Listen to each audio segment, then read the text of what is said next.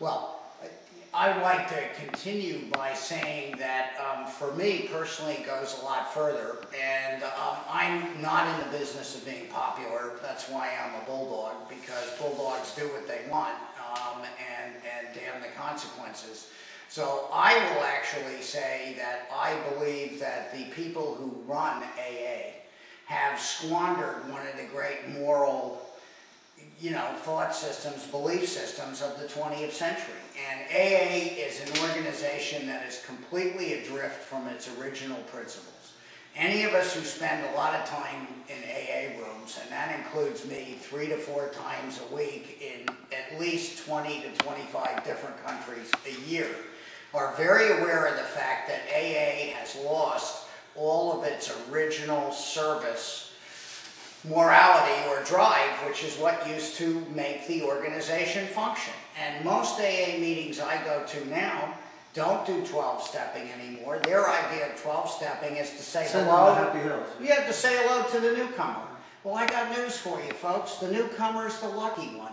For every newcomer that walks down those stairs, there's 150 people suffering out there.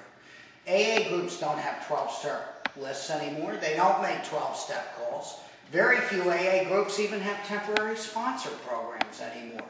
The pervading mentality in most of the AA groups I go to is, I got mine, screw you. They've become lifestyle dumping and bitching sessions. I rarely go to AA meetings where I hear folks make any concrete effort to connect a lifestyle situation back to actual AA practice. It's fine to lifestyle dump, but if we don't connect it back to the steps and use the AA principles to deal with it, what are we doing but getting cheap therapy at the expense of everyone else in the room who actually needs help?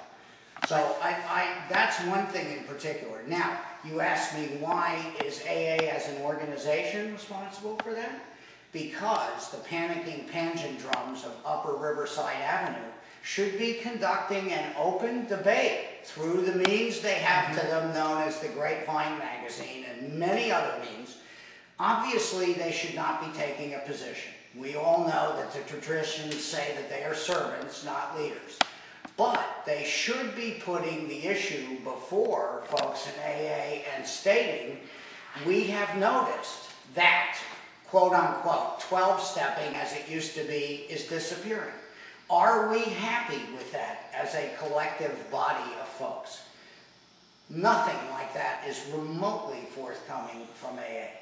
My view is that given the current trend, AA will cease to exist within 30 to 40 years. You ask me, why do I say that? It's a simple issue of demographics. Most of the people coming into recovery now are not white and not Christian. Anyone who is not white and not Christian is going to have a very difficult time getting a hold of the AA philosophy. Even we laugh at the stilted language of the big book. And we're folks who are white and Christian that have grown up with it. Just think about a kid in Harlem, a kid in Cairo, a kid in Lebanon, a kid in Moscow, growing up now in the society they're growing up, trying to understand how it works. I mean, just think about that. It's ludicrous. Now, the counterpoint to that is, and I finally have realized, that it may be higher powers' will for AA to go away, just like the Washingtonians did, just like the Oxford group did, and resurface as something more effective that is intended to mesh more effectively with the social context in which it's operating. Clearly, that's what's going to happen now. And if we look at places like Iran, where there's close to 1 million members of NA, if we look at the Red Path, which is the Native American form of AA, which has hundreds of thousands of members, AA is already mutating as we speak. So this is happening. So at the end of the day, this may all be a very healthy and normal process. But one thing I know is completely abnormal and not healthy is this incredible reluctance on the part of folks in the recovering community to do anything for other folks in the recovering community by supporting the cause of recovery at large with respect to political and other policies. And think about it.